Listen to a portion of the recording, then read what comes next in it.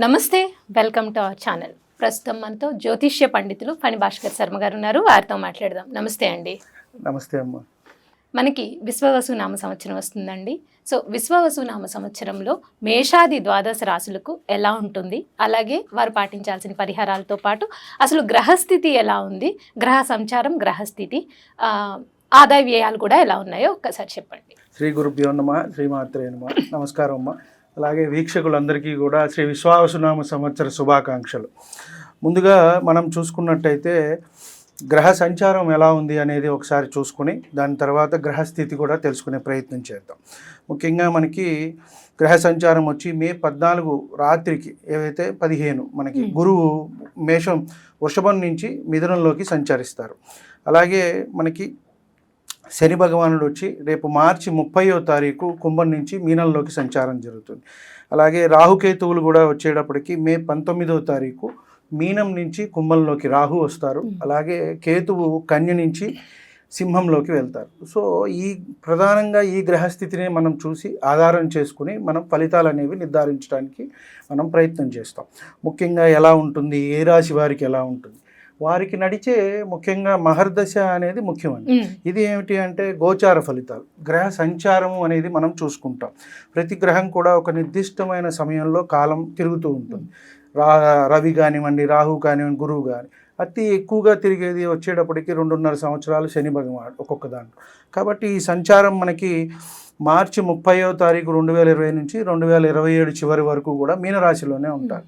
మనం ఇప్పుడు గ్రహస్థితి గురించి తెలుసుకున్నట్టయితే మనకి ఉగాది రోజు మార్చి 30వ తారీఖు మనకి ఉగాది అనేది రావటం జరిగింది.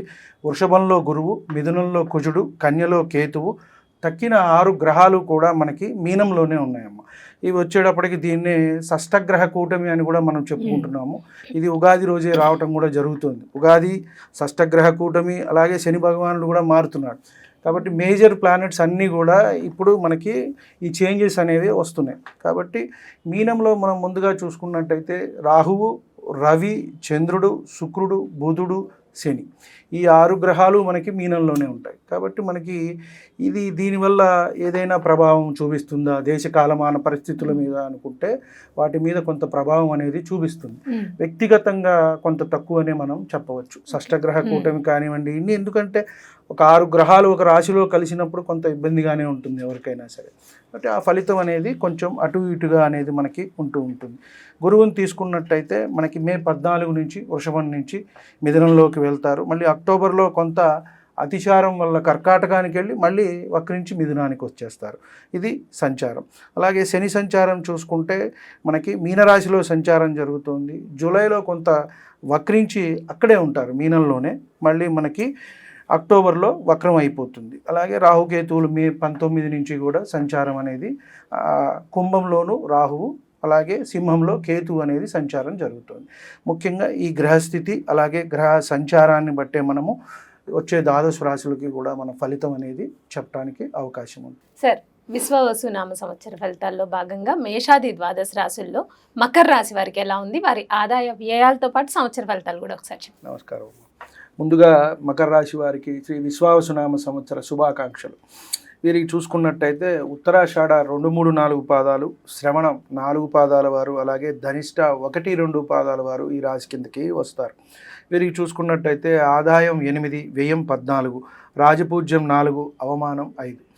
వీరికి కూడా సామాన్యమైన ఫలితాలే మనకి సూచిస్తున్నాయి. కాకపోతే ఒకంత వీరికి మంచిది ఏమిటి అంటే ఏలినాటి శని అనేది అయిపోవటము, శని భగవానుడు తృతీయంలోకి వెళ్ళటం వల్ల కొంచెం ఆశావాహ దృక్పథం అనేది వస్తుంది. అన్ని విషయాల్లో కూడా మంచి జరగడానికి అవకాశం ఉంటుంది. వీరిలో కొంత మార్పు వస్తుంది, జనాదరణ పెరుగుతుంది, మిమ్మల్ని అందరూ ఇష్టపడతారు, కుటుంబం అనేది వృద్ధి చెందుతుంది, కుటుంబంలో మంచి జరిగే అవకాశం అనేది కనబడుతుంది. పోటీ పరీక్షల్లో రాణిస్తారు. పిల్లలు ఏదైతే చదువుకునే వాళ్ళు ఉన్నారో వారికి మంచి అవకాశాలే ఇక్కడ ఉన్నాయి అని చెప్పని మనం చెప్పవచ్చు. వీరికి కొంత జీర్ణ సంబంధమైన అంశాలు అనేవి ఇబ్బంది పెట్టే అవకాశం ఉన్నది. ఉదర సమస్యలు, జీర్ణ వ్యవస్థకు సంబంధించిన వ్యాధులు, కొంత ఇబ్బంది పెడుతుంది. అనారోగ్య సూచన ఉంది. వైద్య ఖర్చులు అయితే వచ్చే అవకాశం కనబడుతుంది. కాబట్టి కొంత ఆ పరమైన జాగ్రత్తలు తీసుకోవటం మెడికల్గా వీరికి చెప్పదగ్గ సూచన. గురు సంచారం మనం చూసుకున్నట్టయితే ఎందువల్ల అయ్యా అంటే వీరి గురుబలం అనేది తగ్గుతోంది. వృషభ రాశి నుంచి మిథునంలోకి వెళ్తున్నారు కాబట్టి షష్టంలోకి తృతీయ వ్యయాధిపతి అయిన గురువు షష్టంలోకి వెళ్తున్నారు కాబట్టి కొంత ట్రాన్సిట్ అయితే మనకి మంచిదే అని చెప్పొచ్చు, కానీ ఈ ఆరోగ్యపరమైన సమస్యలు అయితే తీసుకొస్తారు. శని ట్రాన్సిట్ అయితే అత్యంత అనుకూలంగా ఉంది. శని సంచారము కాబట్టి అన్ని అనుకూల ఫలితాలు. విదేశీ ప్రయాణాలు కూడా చేసే అవకాశం అనేది కనబడుతోంది. ఉద్యోగంలో బదిలీ అనేది ఉంటుంది. అన్నదమ్ములు అక్క చెల్లెలు సమస్యలు అనేవి వీరికి తీరుతాయి. సంతానం అభివృద్ధి చెందుతుంది. స్నేహాలు పెరుగుతాయి. ఎంత కష్టపడితే అంత విజయం అయితే చేస్తారు, రాణిస్తారు. కాబట్టి విజయం అయితే వీరికి సూచిస్తోంది, కానీ కష్టంతో అయితే వస్తుంది. కష్టం అయితే పడాలి. అలాగే రాహుకేతువుల సంచారం కూడా కొంత అనుకూలంగానే ఉంది అని చెప్పాలి. ద్వితీయంలో రాహువు, అలాగే అష్టమంలో కేతు సంచారం అనేది ఉంది. కాబట్టి పేరు ప్రఖ్యాతులు అనేవి పెరుగుతాయి. సంఘంలో మన మాటకి విలువ అనేది పెరుగుతుంది. దాన్ని బట్టి మనకి కొంత సంఘంలో పేరు ప్రఖ్యాతులు అనేవి కూడా పెరుగుతాయి. కొంత శారీరక సమస్యలు మనం ఇందాక అనుకున్నాము, ఏదైతే జీర్ణ సంబంధించిన వ్యాధులు వచ్చే అవకాశం ఉంది.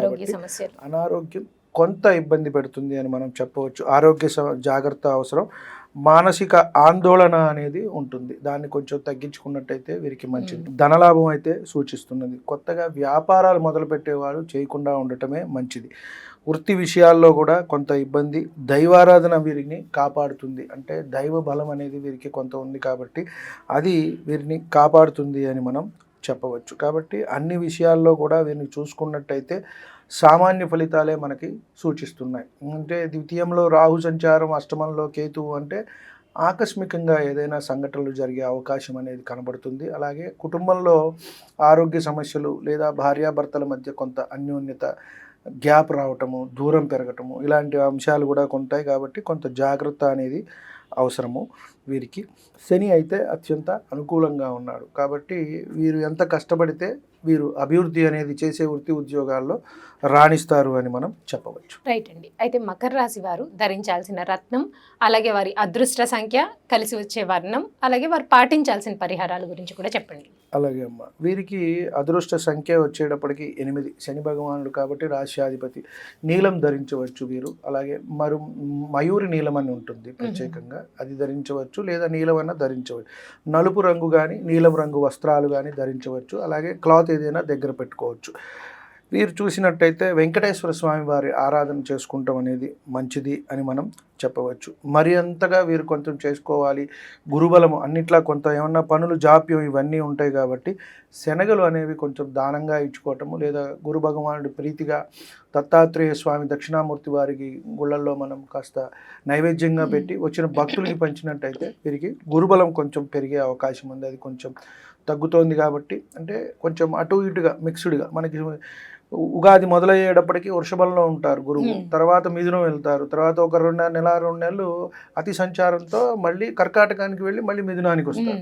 చూసుకుంటే 3 నెలలు బాగుంటుంది. 7-8 నెలలు కొంచెం గురుబలం తగ్గుతుంది. కాబట్టి ఈ శనగలను పరిహారంగా చేసుకున్నట్టయితే వీరికి బాగుంటుంది. వెంకటేశ్వర స్వామి వారి ఆరాధన, స్తోత్రాలు పఠించుకున్నట్టయితే బాగుంటుంది. రైట్ అండి.